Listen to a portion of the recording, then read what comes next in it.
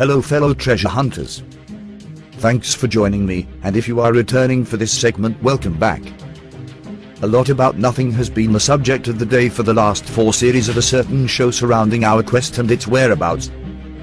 A lot of spin with not much web.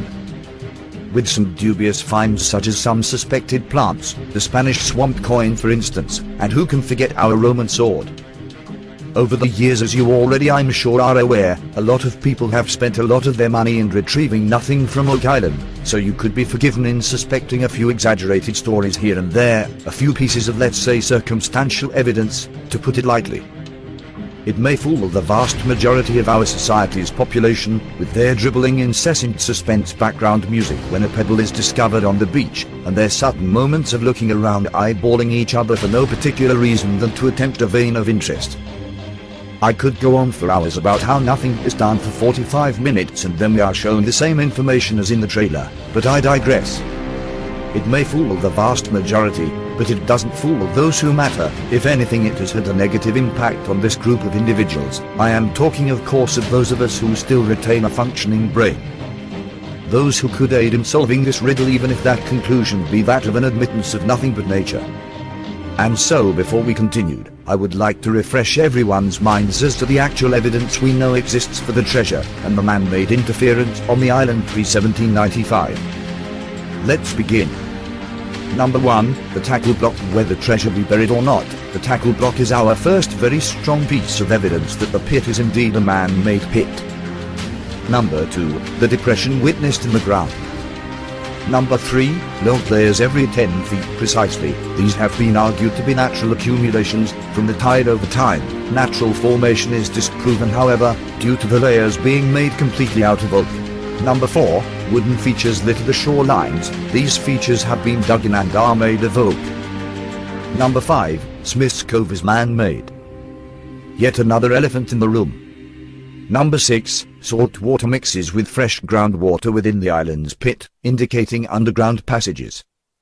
Number 7, in 1981 Fred Nolan discovered 5 cone-shaped stones that form a cross 720 by 867 feet across. At the center stone a 6th boulder was dug up with a face carved into it. This has led some to assume the site has religious importance. These granite stones are all flat on one side, evidence of them being hand-carved or glacial. Either way they have been positioned on purpose. Number 8, other stones with old carvings litter the islands, not just oak. Number 9, at 90 foot down we had the stone tablet, although missing, which is suspicious. We do know it actually existed, and was found where they said. Numerous reports of the time survive, of witnesses to the stone and the event. It's probably being used as a doorstop or a pond feature somewhere, as do so many of artifacts such as these tend to end up.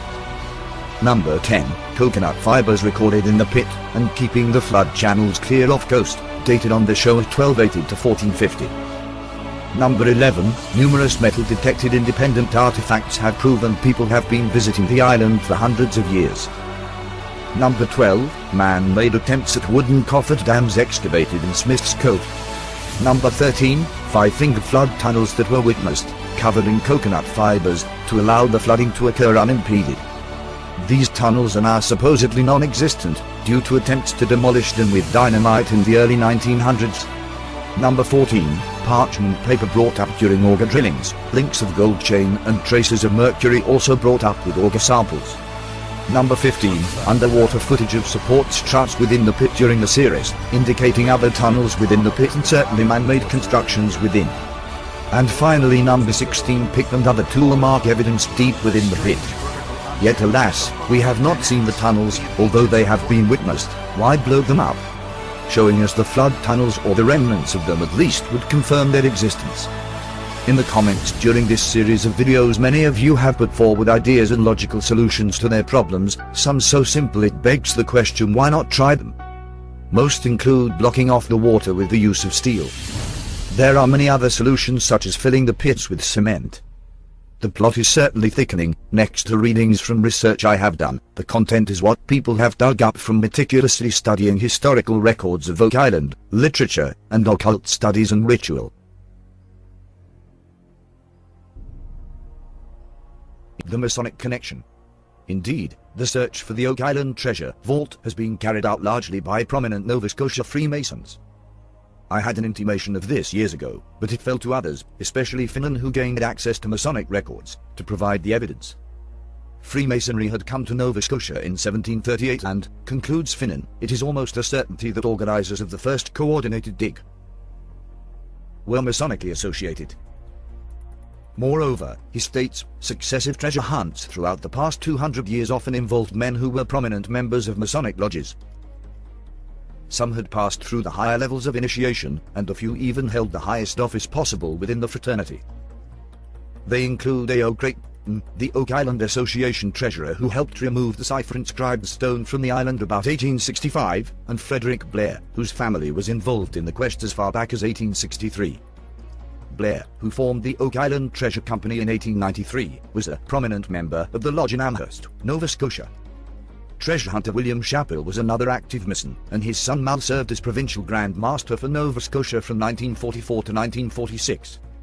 Furthermore, discovered Finan, the independently wealthy Gilbert Hedden of Chatham, New Jersey, who carried out the treasure search from 1934 to 1938, and Professor Edwin Hamilton, who succeeded him and operated on the island for the next 6 years, were also Freemasons.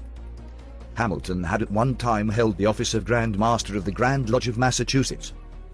Hedden even made it his business to inform Mason King George VI of England about developments on Oak Island in 1939, and Hamilton corresponded with President Franklin D. Roosevelt, another famous Freemason directly associated with the mystery. Roosevelt actually participated in the work on Oak Island during the summer and fall of 1909.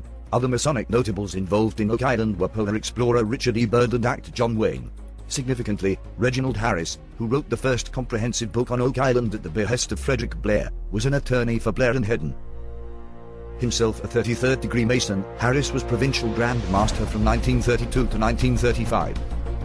Among his extensive papers were notes on Oak Island, scribbled on the backs of Masonic documents and sheets of Masonic letterhead.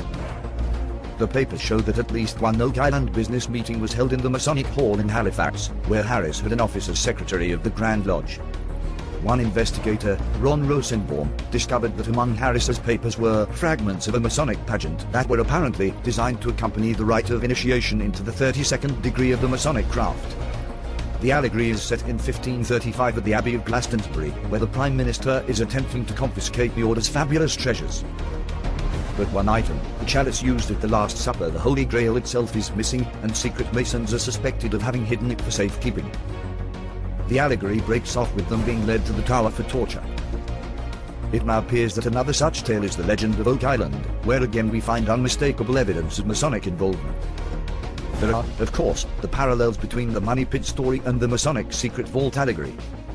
The strange markings reportedly carved on the oak adjacent to the pit suggest Masons' marks, inscribed signs by which Masons are distinguished.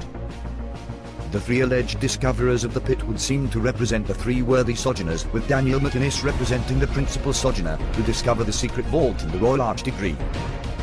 In that ritual, the candidate is lowered on a rope through a succession of trapdoors, not unlike the workmen who were on occasion hauled up and down the Oak Island shaft. The tools used by the latter, notably spades, pickaxes, and crowbars, represent the three working tools of the Royal Arch Mason.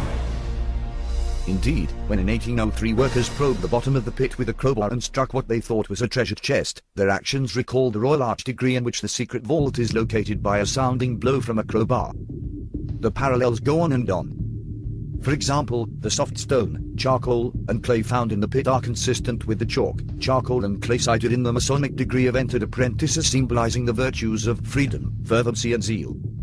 Then there are the artifacts. Of course, many of these, like the old branding iron found in the swamp, are probably nothing more than relics of the early settlers.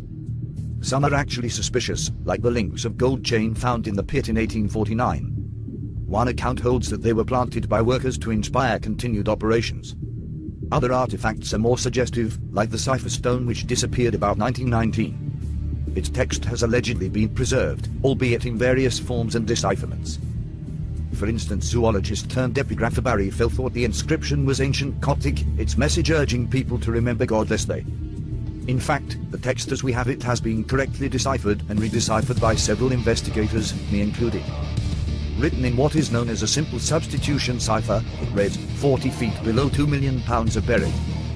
Most Oak Island researchers consider the text a hoax, but as Crooker observes, an inscribed stone did exist, having been mentioned in all the early accounts of the Onslow Company's expedition. Significantly, a cipher message with key, found in the secret vault, is a central aspect of Freemasonry's Royal Arch degree. Other artifacts that appear to have ritualistic significance are the stone triangle and Great Christian Cross, as well as a hand-worked heart-shaped stone, Masonic symbols or. Crooker notes that a large amount of time and labor was spent in laying out the cross, but to what end? Could it have been part of a Masonic ritual? An old metal set square found at Smith's Cove may simply be an innocent artifact, but we recall that 3 small squares were among the items found in the secret vault. Indeed, the square is one of the major symbols of Freemasonry which, united with a pair of compasses, comprises the universal Masonic emblem. Explicitly Masonic, I believe, are certain inscribed stones on the island. These include one discovered at Jowdrey's Cove by Gilbert Hedden in 1936. It features a cross flanked by the letter H, said to be a modification of the Hebraic letter for Jehovah, and the prime Masonic symbol known as a point within a circle, representing mankind within the compass of God's creation. Another clearly Masonic stone is a granite boulder found near the cave-in pit in 1967. Overturned by a bulldozer, it bore on its underside the letter G in a rectangle, what Masons term an oblong square. G denotes the grand geometry of the universe God, the central focus of Masonic teachings, and is the most public and familiar of all symbols in Freemasonry, observes Mark Finan.